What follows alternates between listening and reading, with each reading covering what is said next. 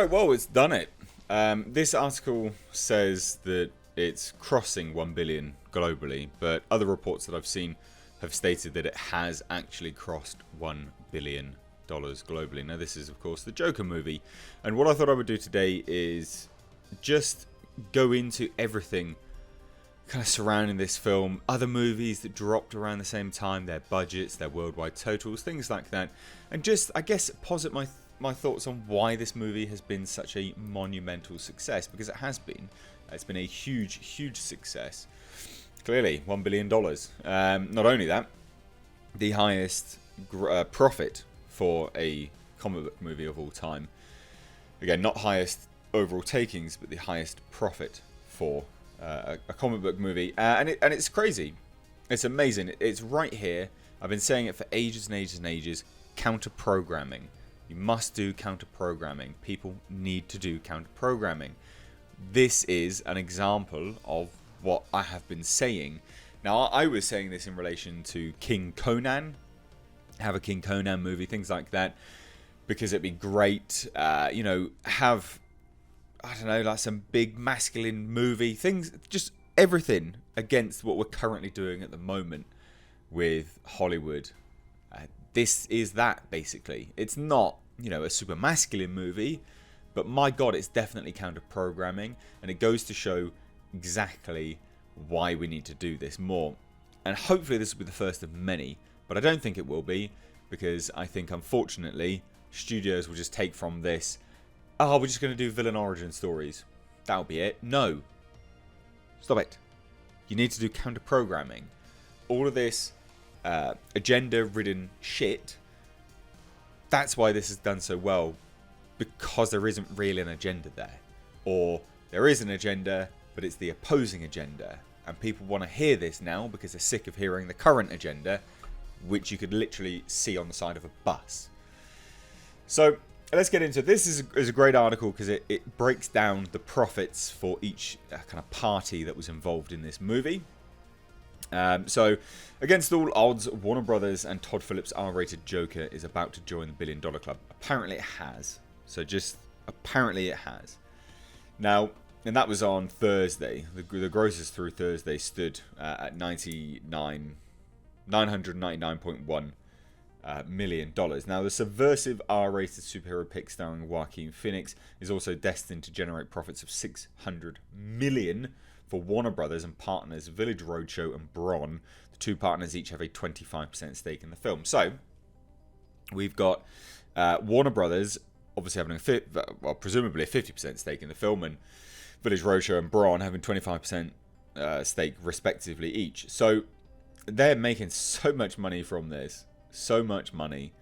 They really are. They're taking it home to the bank. So, I'll be super surprised if if we don't see more of this. But again, like I say, I do think, unfortunately, that the studios will just take from this, and we're already seeing it now.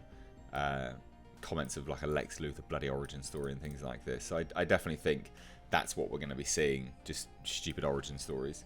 The movie's phenomenal run at the box office has exceeded all expectations, particularly in the US, where there were security concerns leading into the film's release.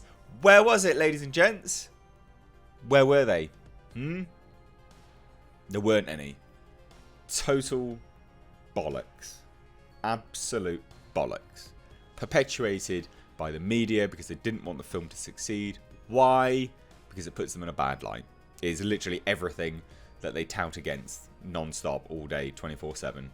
And you can say it's like, oh, I'm wearing my tinfoil hat and all this. Seriously, proof's in the pudding. Domestically, it has grossed nearly $340 million, while it has cleared $820 million overseas. I don't think this has actually even been released in China yet, which is monumental because, again, if it is released in China ever, they're going to make a lot of money there as well. You got to remember that, right? Normally, China is the saving grace for films. And if this hasn't been released in China, which, don't quote me on it, but I'm 99% certain it hasn't been, they made a lot of money from this. And it's not even to say that there were other, that there was nothing around for people to watch, because there was actually other things. But the counter-programming on this really did work. Now, Joker will be the fourth DC title to cross $1 billion. Aquaman, The Dark Knight Rises, and The Dark Knight. Overall, it is becoming the 13th live-action comic book to collect 1 billion or more, even though it isn't billed as a traditional superhero movie. Now, Joker had already passed Deadpool for the highest-rated R-rated movie of all time, the highest R-rated movie of all time. But now, again, Joker will become the 6th Warner Films to lay claim to the billion-dollar milestone, in addition to Aquaman and the 2 Dark Knight pictures. In terms of other DC titles, blah, blah, blah, all this is really not important. Now, the other movies that were released during the time, because again, people will just say, well, it opened and that was it. There was nothing else for it to for people to watch. But there was. So, this isn't necessarily indicative of the worldwide, because it really isn't. Some of these haven't been released in the UK and things like that, but it's still important to note because this is still a worldwide gross for Joker. So Maleficent, Mistress of Evil, right? Again, Joker is still standing strong against a pick like that. I think there was some reports to say that it beat out Maleficent, but it actually didn't at the time. It was a misreport, if I remember rightly. You've got Jojo Rabbit. I believe that's R-rated. Not necessarily the same audience, but again, you're talking about big pictures.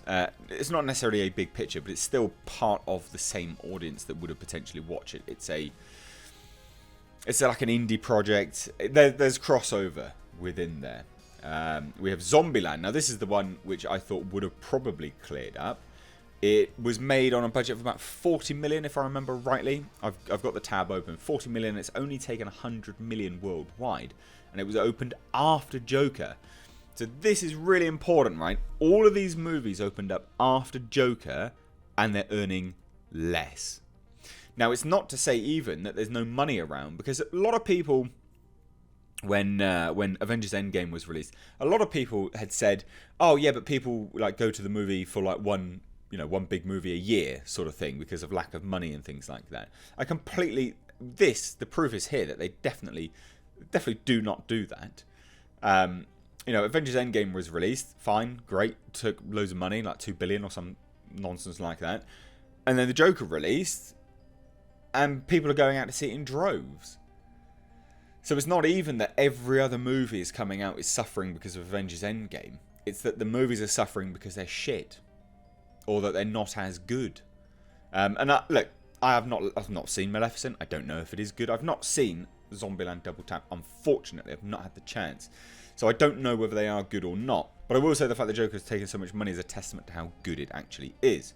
And again, Gemini Man, October 11th. I mean, that movie was made for so much money, but has not taken like anything. I think it's lost money, a lot of money. We've got Terminator Dark Fate, which I don't even think is on here, if I remember rightly.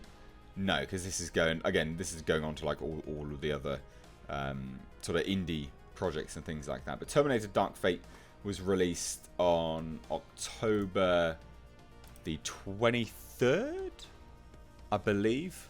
Don't quote me. I think it was October 23rd in the UK. Oh yeah, okay, so that's why it wouldn't have been on there, because it was November for the States. But again, like I say, it's done so well because of of who it is calling to.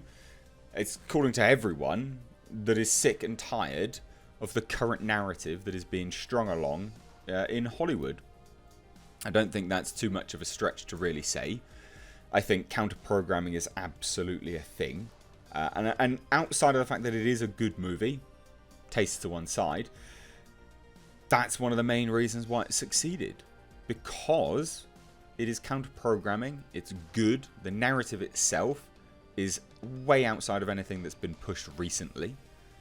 And where was all this nonsense about it being, an incel-laden movie and dangerous and killing people and, oh, it's so bad, my heart, oh, it bleeds. All these idiots that said all of this stuff, so very quick to say this, but where were you when John Wick was released, murdering people left, right and centre? Where are you when Invisible Man's being released, showing a stalker dude? Surely that's a troublesome movie, is it not? No? I mean, what? That's bad representation right there, isn't it? Jesus. Anyway, I'd love to hear your thoughts on this. I'm so happy that this has achieved this, and I know it won't, but I hope studios cotton on to the fact that this is the main reason is counter programming. Outside of the fact that it's a fantastic movie, well acted, things like that, it's counter programming. That's why it's done so well. So anyway, I'd love to hear your thoughts. Let me know down below. If you're new here, do hit subscribe. You can stay up to date on the world of pop culture and movie news by hitting the bell notification icon. Thanks so much for watching. I've Mr. H. Take care.